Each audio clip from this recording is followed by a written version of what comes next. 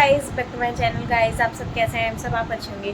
तो गाइस इस time so के उठकर फेस ऐसी हो रहा है। अभी सुबह की 6 बजे हैं, मतलब 6 भी नहीं बजे पूरे, और मैं उठ गई थी। तो गाइस मैं ऊपर गई, सब सो रहे हैं अभी। तो मैंने सोचा कि मैं जल्दी से रूम की सफाई कर देती हूँ। तो मैं रूम की सफाई करती हूँ।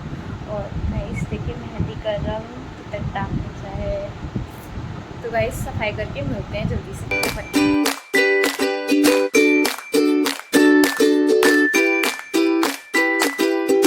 रेडी हो चुकी थी। तो गाइज मैंने अभी कुर्ती वेयर कर ली थी, बिकॉज साड़ी अभी वेयर करूँगी। तो वो मैं आपको दिखाऊंगी कौन सी साड़ी वेयर करती हूँ। तो गाइज मैं अभी आपको लुक दी, मतलब अभी कुर्ती ऐसी वेयर कर ली थी क्योंकि अभी खाना वाना बनाते हैं, जल्दी से तैयार होंगे। तो चलते हैं ऊपर।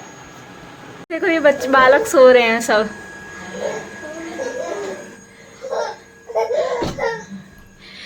ये भाभी खाने की तैयारी कर रही हैं। मम्मी देखो 16 श्रृंगार करने में लगी हुई है।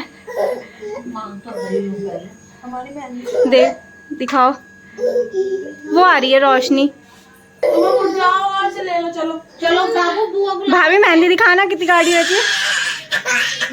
और ये देखो चूहा रो रहा है सुबह ही सुबह। गाइस मेरा फर्स्ट फेस्टिवल है, तो अभी मुझे पता नहीं है कैसे क्या होता है। तो मम्मी जी बताएंगी और भाभी जी बताएंगी। तो पूछते पूछते देखते हैं कैसे क्या होता है। करना क्या है, बस केवल अभी फिलहाल करना है। मैं छोले बना रही हूँ, ये घुइया बना रही है, और आटा गूंदेंगे, पूड़ी सेकेंगे। उसके बाद में बायना मन से जाएगा, वो जब मन से जाएगा जब बड़ की डाल आएगी। वैसे तो ये फेस्टिवल वैसे ना बड़ का जो पेड़ होता है वहां पे जाके मतलब पूजा करी जाती है इसकी, लेकिन हमारे घर के पास में कोई बड़ का पेड़ नहीं है। तो हम लोग बड़ की जो डाल होती है वो घर पे ही मंगवा लेते हैं। तो वो आप आगे देखेंगे हम पूजा कैसे करते हैं, क्योंकि अभी मुझे नहीं पता। हाँ ये सब बताएंगे। तो सास जेठानी है इनकी, अभी फिलहाल खाना बनाते हैं। हाँ फिर बाद में रेडी भी होना है। अभी तो हाँ रेडी होना है। अभी तो अभी तो हमने ऐसी कुर्ती वेयर कर ली थी, तो ये साड़ी में खाना नहीं बन पाता है। बन पाता हाँ। और फिर गर्मी भी नहीं है यार, तो फिर इसलिए। लेकिन अभी रेडी होने वाले हैं। एक्साइटेड हो कैसे लगने वाले हैं? हम तो बहुत एक्साइटेड है अपने को लेके, हमेशा ही रहते हैं कि हम कैसे लगेंगे। और दोनों ही हम साड़ी वेयर कर रहे हैं। मम्मी भी साड़ी वेयर, मम्मी तो ऑलमोस्ट ही साड़ी वेयर करती है। तो इस साइड छोले बन रहे हैं और इस साइड ये घुइयां बोल रही हैं। तो मैं तो आटा मिलके जल्दी से बनाते हैं खाना। अंशी आटा मलेगी, मैं छोले छौंकूंगी, उसके बाद में हम जाएंगे रेडी होने। ठीक है, तो मिलते हैं आगे। ये सारे कामों से फ्री हो चुके हैं, तो आज दोनों एक ही साथ तैयार हो रहे हैं। ना तो ऐसा होता है कि मैं नीचे तैयार हो रही होती है भाभी, लेकिन फिर भी कॉन्फिडेंस होता है कि हम सेम ही कलर पहनते हैं। लेकिन आज हम भाभी बनारसी साड़ी और मेरी तो ऑर्गेन्जा है, लेकिन लगती दोनों सेम ही है। ऑर्गेन्जा वाली भी और बनारसी सेम सेम ही लगती हैं कुछ कुछ। तो रेडी होते हैं फटाफट और फिर जल्दी से दिखाते हैं हम कैसे लग रहे हैं दोनों तैयार होके। खुद ही हम सेल्फ मेकअप करने वाले हैं। Self makeup. और आज का लुक हमारा कैसा होगा कमेंट बॉक्स में कमेंट करके जरूर बताना। ओके, तो जल्दी तैयार होते हैं, फिर मिलते हैं।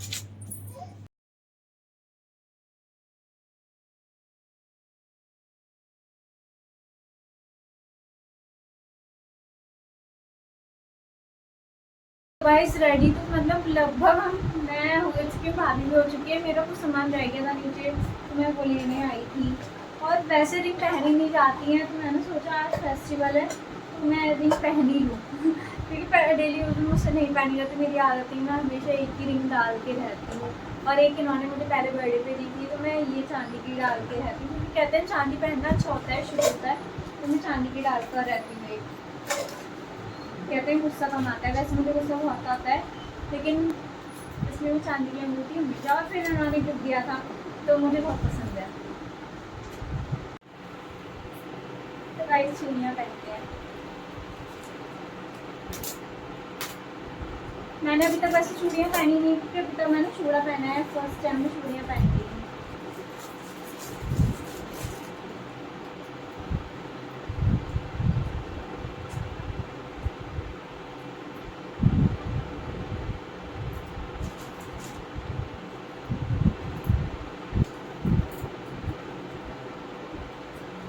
वैसे चूड़ियाँ भी अच्छी लगती हैं, ऐसा नहीं है कि चूड़ियाँ अच्छी नहीं लगती। चूड़ियाँ भी अच्छी लग रही है, फर्स्ट टाइम पहनी है तो। मैंने हमेशा चूड़ा ही वेयर किया है, बट हाँ चूड़ियाँ भी अच्छी लगती है। इस भाई आ चुका था शगुन का सामान लेकर। अब जल्दी से पूजा करेंगे, बहुत लेट हो गया। भी बनाते हैं। तो गाइस हम दोनों रेडी हो चुके हैं, तो हम दोनों का ये लुक है। बाकी तो ना पूरे ब्लॉग में सही से दिखेगा, अभी थोड़ा लाइटिंग का इशू हो रहा है। फिलहाल अब चलते हैं जल्दी से क्योंकि अंशी के भैया भी आ गए हैं हाँ। बायना लेके। फिर पूजा वगैरह स्टार्ट करते हैं। हाँ, कैसे पूजा होती है वो दिखाते हैं। हाँ।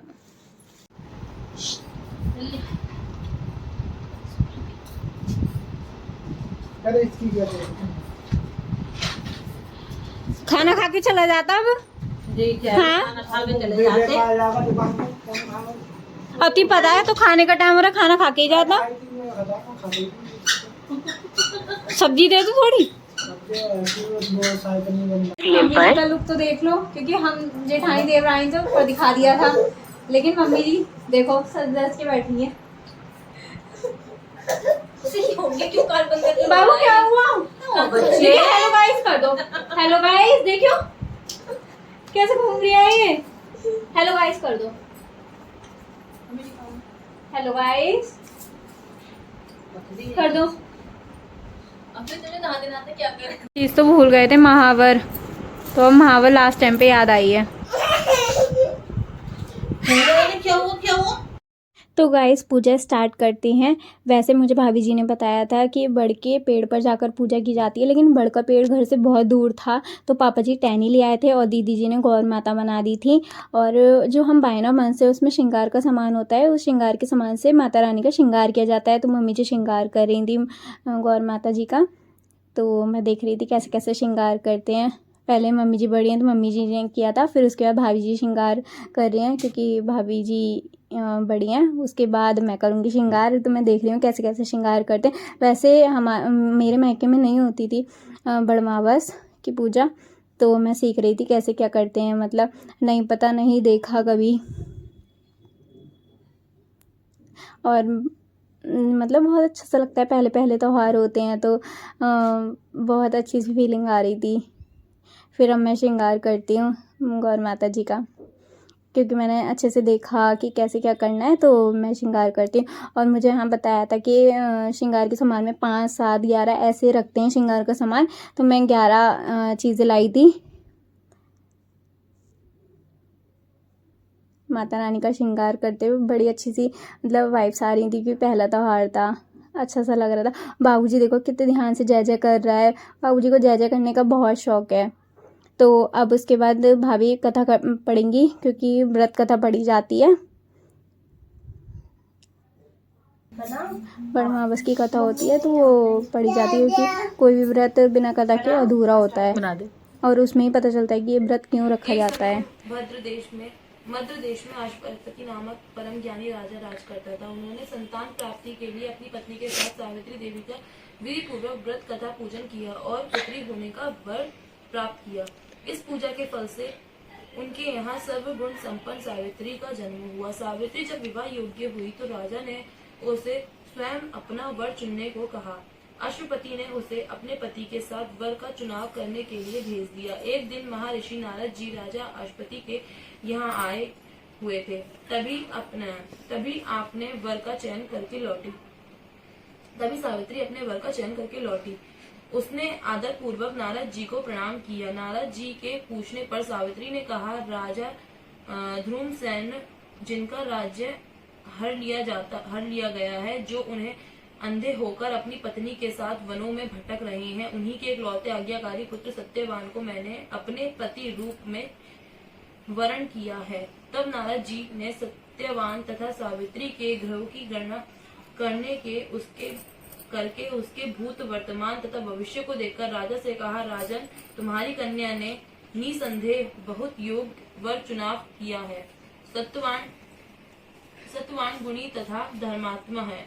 वह सावित्री के लिए सब प्रकार से योग्य है, परंतु एक भारी दोष है, वह अल्प आयु है और 1 वर्ष के बाद अर्थात जब सावित्री 12 वर्ष की हो जाएगी उसकी मृत्यु हो जाएगी। नारद जी की ऐसी भविष्यवाणी सुनकर राजा ने अपनी पुत्री को कोई अन्य वर खोजने के लिए कहा। इस पर सावित्री ने कहा, पिताजी, आर्य कन्या जीवन में एक ही वर लिया खोजने के लिए कहा। कन्या जीवन में एक ही वर अपने पति का चयन करती हैं। मैंने भी सत्यवान को मन में अपना पति स्वीकार कर लिया है। अब चाहे वह अल्पायु हो या दीर्घायु, में किसी अन्य को अपने हृदय में स्थान नहीं दे सकती। सावित्री ने आगे कहा, पिताजी, आर्य कन्याओं अपना पति एक बार चुनती हैं, राजा एक बार ही आज्ञा देते हैं, पंडित एक बार प्रतिज्ञा करते हैं तथा कन्यादान भी एक बार किया जाता है। अब चाहे जो हो सत्यवान ही मेरा पति होगा। सावित्री के ऐसे दृढ़ वचन सुनकर अष्टपति ने उसके विवाह सत्यवान से करा दिया। सावित्री ने नारद जी से अपने पति की मृत्यु का समय ज्ञात कर लिया था। सावित्री अपने पति और सास ससुर की सेवा करती हुई वन में रहने लगी। समय बीतता गया और सावित्री 12 वर्ष की हो गई। नारद जी के वचन उसको दिन प्रतिदिन परेशान करते थे। आखिर जब नारद जी के कथा अनुसार उसके पति के जीवन के 3 दिन बचे, तभी से वह अपना उपवास करने लगी। पूरी नहीं है क्या ये?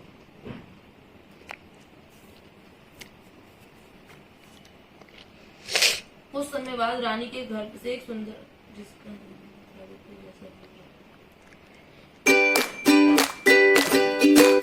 वो वाला बना लिया था ना मेरा, ये वाला।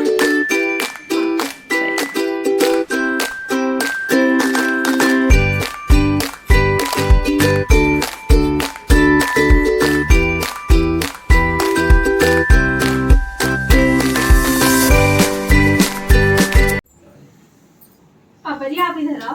अच्छा लो, तो क्या भाड़ू के फालतू बुलाया है क्या? आजा मेरे पास आजा, बाबू तेरे को मारते हैं। ब्लॉग बन रहा है, तमीज नहीं है कैसे। ऐसे नहीं रहा ना, इन्हें मारा मेरे दादी ने। क्यों मारा उस लड़के को? ना मुझे पिला आओ। दो। बाबू कौन पियागा? बाबू को बुला लिया बाबूजी। कौन से थे? हो गया? कैसा है ये? अजीब सा है। बाबूजी नहीं पिएगा वो। टॉपिक करना चाहता है, टॉपिक करना चाहता है। बहुत छोटा है। वो एकदम मस्त होता है। वो वाली वीडियो बनवा दो मुझे, कह रही थी अभी टैक्स होते हुए वाली। हाँ वो लेट हो अभी कहाँ गिरी भी दिखना रही हो भाभी? अब मैं कहा गया था, हमें परेशान कर दिया है, तुम्हें भी कोई परेशान करे। पति का तो लाज में ये देखिए कैसे आ रहा है। आधा लेट आ रहा हो तो आधा लेट आओ, आधा जल्दी लेट आओ। एक मिनट अभी मत जाना है। खड़े हो। हटो हटो हटो, पति देव के पैर छू रही है। ओएस खा ले अभी। ये आशीर्वाद बड़ी दूधी पी रही है। इधर आओ। साइड में हो जरा। भाई साइड हो। कोई आया है साइड में, क्या हुआ? दिखने वाला खिलाड़ी हो या खिलाड़ी हो, ले जाओ। सही है। ओएस खा दो, बढ़िया है। आजा अभी यस नहीं खाएगा ऐसे बना रही हो क्या ऐसे? रील बना रही हूँ, रील गाने पे। हाँ जाओ ओएस खा लो, जाओ ओएस ओएस गली हुआ पे। लल्ली ओएस खिला दो अभी। आजा अभी यस खा ले। और चॉकलेट भी है, गली में चॉकलेट दे दो, इसे चॉकलेट। लो अभी चॉकलेट। चलो जाओ जा जाओ इधर आओ, देखो ऐसे आओ यस। बाबा की गोद में आ जाओ। बाबा मामा बात दे, मामा बात। स्टार्ट कर दो फटाफट। चल रही है। मम्मी तुम्हें पापा के छोड़े। पूजा करने के बाद जल चढ़ाया जाता है। तो मैं छत पे गई थी जल चढ़ाने, क्योंकि जल का अर्घ दिया जाता है तो ये बहुत ज़रूरी होता है व्रत के बाद जल चढ़ाना। वैसे ही पूजा के बाद जल चढ़ाना चाहिए, तो ऐसे ही कोई भी व्रत होने के बाद जल चढ़ाया जाता है। सब खाना खाते हैं, बहुत ज़्यादा तेज भूख लग रही है, बहुत तेज भूख लग रही है। बहुत तेज वाली लग रही है, अब बर्दाश्त नहीं हो रहा। पहले खाना